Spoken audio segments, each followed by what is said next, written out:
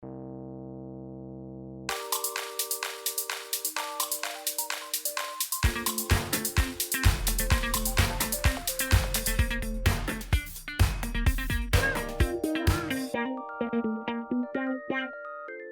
whole show was made because Jaime Foxx's daughter didn't come home from school on time one day. Okay, so he had like a Taken thing happen to him where he thought he was going to get a phone call, and instead of he decided to make a TV show. He called up some friends and he said, let's make Alert Missing Persons Unit. Actually, yeah, Tyrone Turner, someone he's worked with for 25 years in the film industry, was like, so once he heard this story, was like, you know what, we have a TV show there, and thanks to a ton of connections, even people that like worked on The Day Shift, the Netflix movie last year. Did you have any interest in watching this? No, it seemed like every single cop procedural TV show out there. It's not. They really, because they pitched it to John Eisendroth, and he's worked on things like Alias and The Blacklist, and I heard those names, and I was like, I'm not really into it, because I've seen both of those, I think like a couple episodes each, but they just are not memorable to me. It is a network show, and you can tell that pretty early on.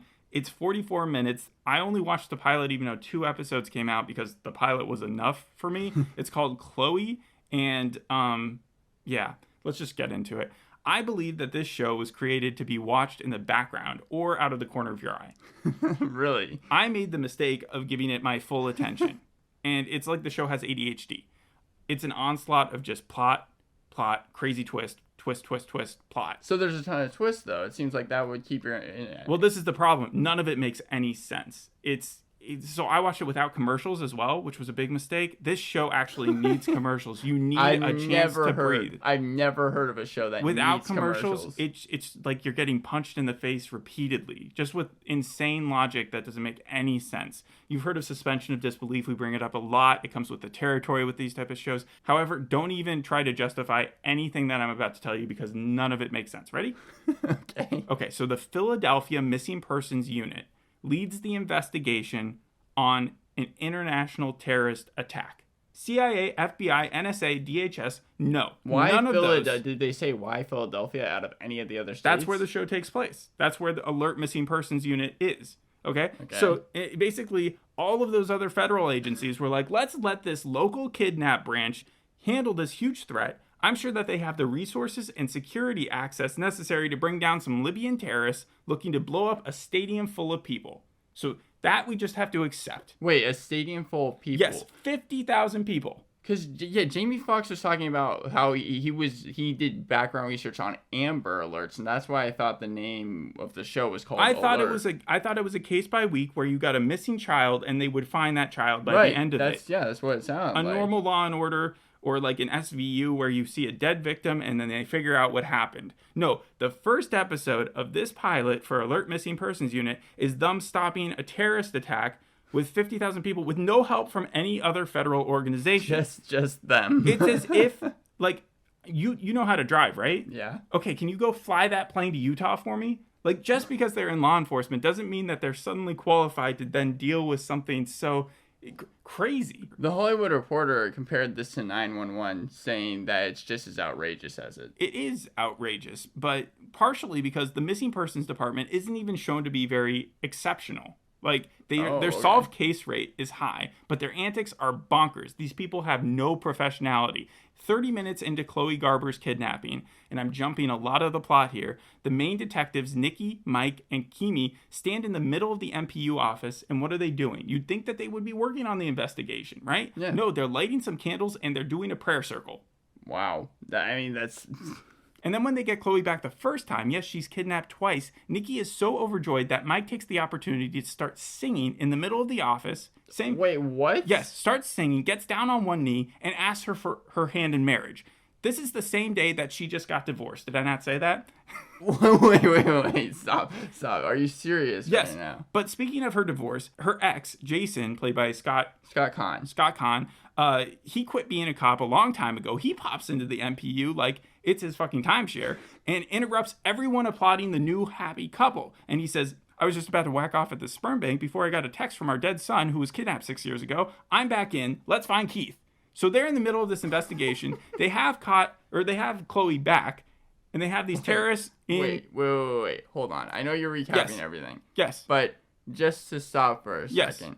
you have a cop, Nikki, right? Nikki is the main leader of the precinct. She's the one that was proposed to. She was the one who was proposed to by Mike. On the same day that she got divorced. And then... Yeah, that morning, they finally signed the paperwork after, so it finalized. Okay, yeah, okay. And then Caan walks in, James Grant. That's the other love interest, her ex, yes, Jason. And says, basically, let's just go solve this crime. He was at a sperm bank, or a doctor. He was giving his sperm so he could find out what was wrong with him. Yeah, right, okay. And it's very similar to what show that we did?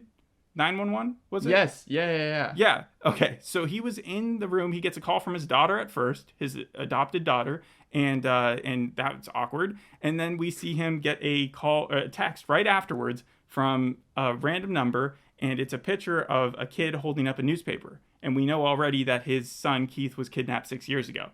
And so he sees that, and he runs on over just as his wife is getting proposed to again by another dude, and says, whoa, I got to interrupt this for a second. Yeah.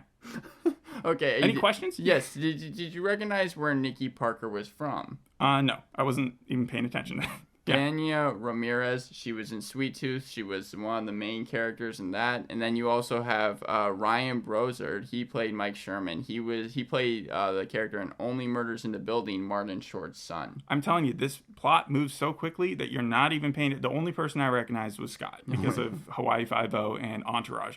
But Nikki... immediately looks at this text situation and she brushes it off as a hoax, as if it's normal for people to receive pics of kids holding a newspaper. Don't make sense. Yeah, in some hotel room that resembles your son, and just say no, that's fake. And so Nikki also dismisses Chloe's parents earlier in the episode when they want to see their daughter's abduction video, while also hounding them about who would want to take their daughter. Well, maybe if you showed them the video, they would recognize someone. Anyways, and it's only like two guys jumping out of a van with guns, grabbing the girl as she's leaving school. It's a very strange kidnapping. Like, that's not the type of Amber Alerts that we're used to getting. Usually it's like the estranged father or like mother, someone who doesn't have custody of the kid is like run off. Not a terrorist group. Anyways, Jason doesn't leave. He stays in the MPU and like no one cares, right? He just starts picking up files. He doesn't work there. And they have less stringent security than like you would see on Sykes USA, right? Where Sean would just like walk around. That's basically what he's got. He asked Mike's for one. What? This text was basically a pass. We're past the text at this point. Yes, I know, but that's the reason why he came into the place in the first place. Yeah, right? to say, hey, look, I found our dead son. And he uses that as a reason to start like working there. And no. He's just like hanging around. He's just like, I don't know what to do now. So he picks up one of the case files and he starts looking at Chloe's case file. He then sees that right now the terrorist is, or they don't know they're terrorists yet. They just know that they're kidnappers. Right. So he sees that one of them is being interrogated and he thinks, well, I could do that. So he walks right into the interrogation room. No, I hate it when shows do this. He doesn't work there, though. I know. He walks into the interrogation room. He says, I recognize that ring from when I was working as a private contractor in all these wars. You're from a terrorist sect in, like, Libya. That is quite a jump to make. Yeah, and he even knew the name of it, and I wish I wrote it down, but it's Triumphant. That's what it is. So he's from the Triumphant terrorist group. And in true terrorist fashion, this guy looks right at him and he says, I failed, but the kidnapping will succeed. So then, cut to, Nikki is about to return Chloe to her parents when two undercover terrorists, like one is just holding a bag of groceries and the other one is just like opening the door for an elevator, attack her in the elevator. One of them dies because Nikki is already shown to be a badass. She's supposed to be like the John Wick character. We saw her jump from like a third story or second story hotel room building into a... That was her first day. Yeah, and then after that, we saw her beat up this one and kill one of the goons, and then the other one gets away with Chloe, though. Right before she gets into the elevator, though, she knows something's up because she gets a text from Jason, who has heard this information and knows that Chloe is still unsafe, and all it says in the text is, they're coming. It doesn't say more terrorists are after Chloe. It just says, they're coming, Jay, as if they'd previously discussed this. And then Chloe's parents reveal that their daughter getting continually kidnapped is not a coincidence, believe it or not. So Roger, her dad, actually works for a shell company that actually poses for the CIA. So he's the guy who would choose who to drone in other countries and kill. What? So why? No. My question is this: why isn't the CIA on this? If he works for the CIA and his daughter's missing, why aren't they the people in control of this? No, he goes to the MPU, and the MPU approaches this very strangely too, because instead of trying to contact the CIA and being like, "What can we actually ask this guy? Is there some sort of like stage of command here that we should be following?" No, Nikki's like immediately. She says, as the unit commander or whatever she calls herself, I'm going to need you to reveal all the people you killed. Write them down for me. That's not privileged information. Knowing the assets or targets of like terrorist groups that were killed by this dude. It's weird. Anyways, he comes in and eventually gives her that information. But pause. Chloe can wait. Fuck Chloe. We got a lead on Keith.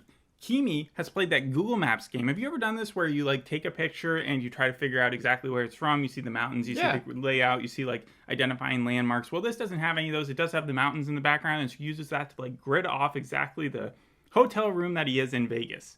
So Philly to Vegas is actually a 5-hour plane ride. I looked it up, right? The next second, like the next scene cut away, is Nikki and Jason both breaking down the door in Vegas to get into the room. They're already there. They're in Vegas. They've, like, Chloe doesn't matter anymore, apparently. This is going to take them 10 hours to get back and forth.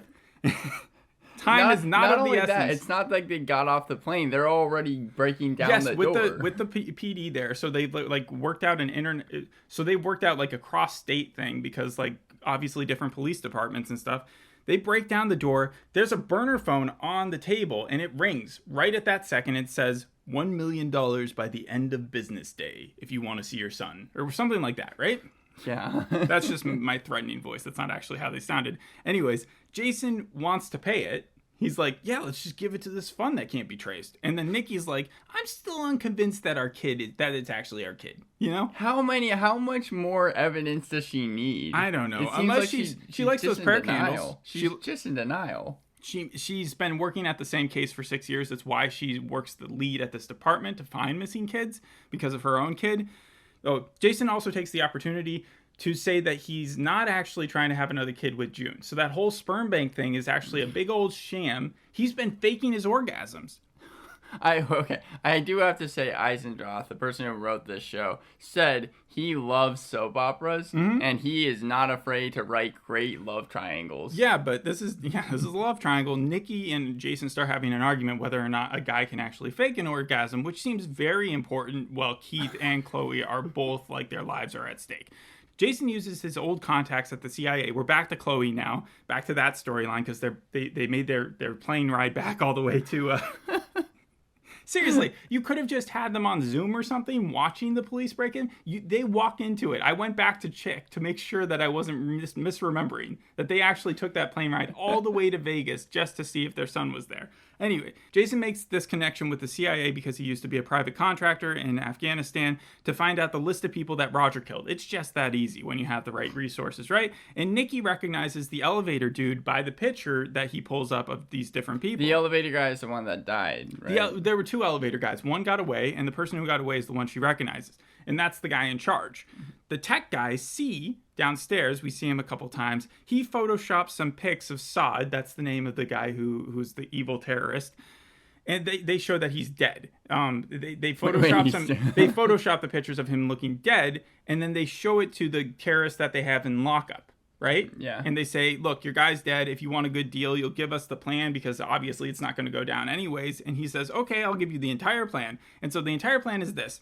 So people just in this show, if they're evil, they just give up the, like, well, he thought that it was over. I understood that part. They tricked him.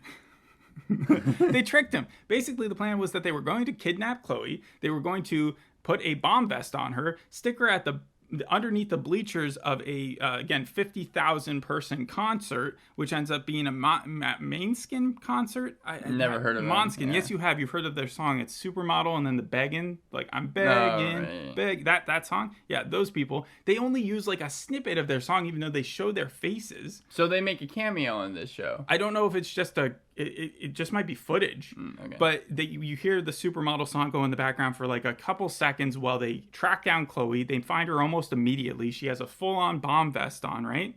And she's like 9 years old, and she's like, oh no, what's going to happen? And Jason calls his old pal back from Afghanistan. We saw back in the intro when they were disarming some IED, Indiana Jones style, and he's a mattress salesman now, and Beck's like, I don't do this anymore, and Jason's like, well, you gotta. And then he's like, cut the wires. And they cut the wires. And that's at the same time that Mike is catching Sod because they sent out an Amber Alert, or just an alert that said that there's this terrorist on the loose. You know what's so odd is that this is like oddly like Rush Hour, the film Rush Hour, where they put a bomb on the girl and the climax is the fact that they have to try and get it off. Yeah. And I think that also dealt with terrorists in some weird fashion. Yeah, and if you think about this terrorist attack and how like it actually is working, they could have killed. The reason that they wanted to get revenge on Roger is obvious because he had killed this guy's family or something. Right. But the idea that they wanted to go through this convoluted plan where they stole his daughter to then plant her as the bomb went off, as opposed to just kill his family and then set a bomb without any person being it, like they wouldn't have had any idea if they had just put the dynamite or C4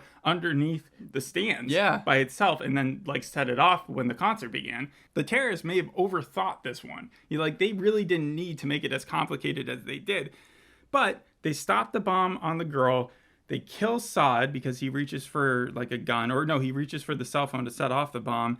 And then ring, ring, ring on Jason's cell phone. At that second, as they're congratulating themselves, who is it? I don't know. Dad? No, it's Keith. He's on the phone and he's down the street somewhere. He's been missing for 6 years. They rush to the ambulance and they're like, "Oh my gosh, son, you're okay." And Keith comes home. There's no questions asked. He doesn't have to do any interviews or anything. He just comes straight home.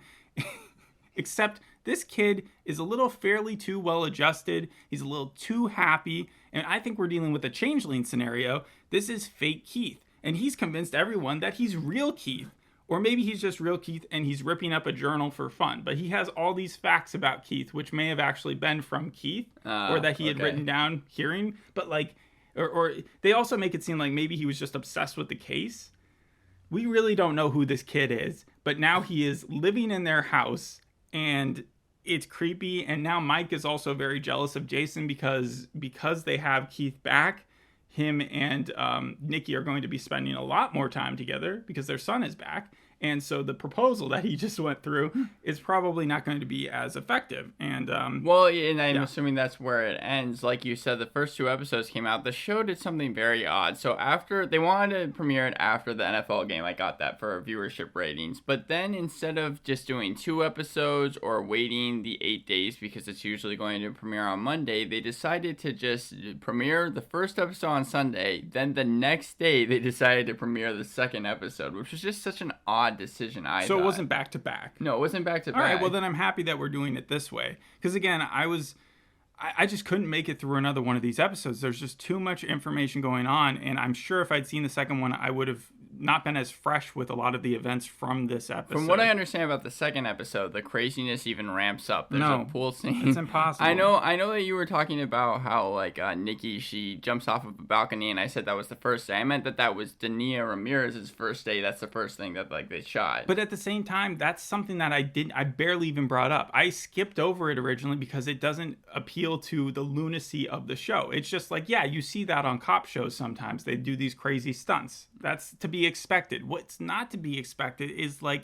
this is the missing persons unit, and they concentrate half of their time on a personal case to them, as opposed to like the whole precinct does. It doesn't just like Chloe is just left in the wind for 10 hours as they go to Vegas. Well, it seemed like the reason why they called the alert was because of the fact that the kid was in trouble. That's probably the reason why they put the kid there. They shoehorned the alert system just to say, oh, we're using it when they catch Sod at the end. And that's where the difference comes into play, because when Jaime Foxx was describing this show, he made it sound like the alert system or the Amber Alert situation that they had going on was going to be the main reason for the show. Like, not a lot of people know what goes into it, and that's why I thought it was going to be called Amber Alert, or it would be a better name than just Alert. But it sounds like they're not even doing that here. I know that the Hollywood Reporter, it's gotten negative reviews. I'm just gonna get that out of the way. Do you want to hear my pros and cons? Yeah. My pros are this: it's 44 minutes, so it's short for a drama. It's packed. So, like, you're never... And in the background, it might actually make for some pretty entertaining things, because you will have laugh-out-loud moments with how ridiculous, just in short spurts, you will get if you look up from your thing. That's what the rap said. It says, it's not a great time when a fast-paced 44-minute network thriller still leaves you important to get good stuff, but it says that you can, like, laugh out loud at any moment. Yeah, it's hilarious in the right mood. Not necessarily because they're cracking funny jokes, but just because of how, like, this got filmed. How did this get made? The cons, though, is it's nonsense. It's putrid nonsense. Nothing about it makes any sense. Don't apply any critical thinking towards it. And for that reason, I was originally thinking to give it a 2 out of 10, but I because of the funniness of how ridiculous some of this stuff is, I'll give it a 4 out of 10. That's like La Brea for me. Like, how just, like, you can watch it and it's just complete unintentional comedy. I'll put this up against La Brea, and I'll tell you that this is going to beat it. Just this pilot alone. Think about it. The kid who we see... Okay, I didn't include the first scene because I didn't care about it too much. But we see Jason's introduction. He's in Afghanistan, kind of like in Echo 3. But the place that he's in, I think it's Kandahar. Jason and Beck are taking out this IED. It's the slowest IED of all time because it does end up going off. But they're able to put on a bunch of gold bars and, like, stop it for a couple seconds and run out of the entire building before it explodes. Doesn't make any sense. They should all be dead. But then he gets a ring call again. And this time it's from Nikki back in the US. And she's like, our son has just been abducted. And then I'm like, and that's when the intro plays. And you're like, okay, well, this is going to give us full information on what happens there. 6 years later. It's trolling you a bit. You can tell the show is trolling you a bit. Variety criticized the story, but they did compliment the acting. I mean... The acting. Ooh. I mean, I'm not going to say anything about the acting, but it's not great. It got 40% on Rotten Tomatoes, a 6 on IMDb, around 300 reviews. So I think that people are pretty much in alignment with what you're saying here. I tried to figure out how many episodes there's going to be this season, but I think it's impossible when it comes to cop shows. Probably around 20, I would guess, but I don't know. You know, Angie Tribeca, when they could have made this a full-out comedy. And it probably would have been closer to that than any network show that I'm seeing. Thinking about the lack of attention to, like, the details, and this was clearly either written by people who didn't care or don't know how agencies run. I guess the second one, don't know how agencies run. It really made it seem like they just didn't care. Like, they didn't even really try. But, to end it off, the show was shot in Canada, Quebec, the greater Montreal area, and it started in September. Not in Vancouver? No. Usually it's always in Vancouver. And filming started in September 2022. All right. Well, that's all I've got to say. Thanks for listening. We'll see you on the next episode. Hope you enjoyed this one. Bye.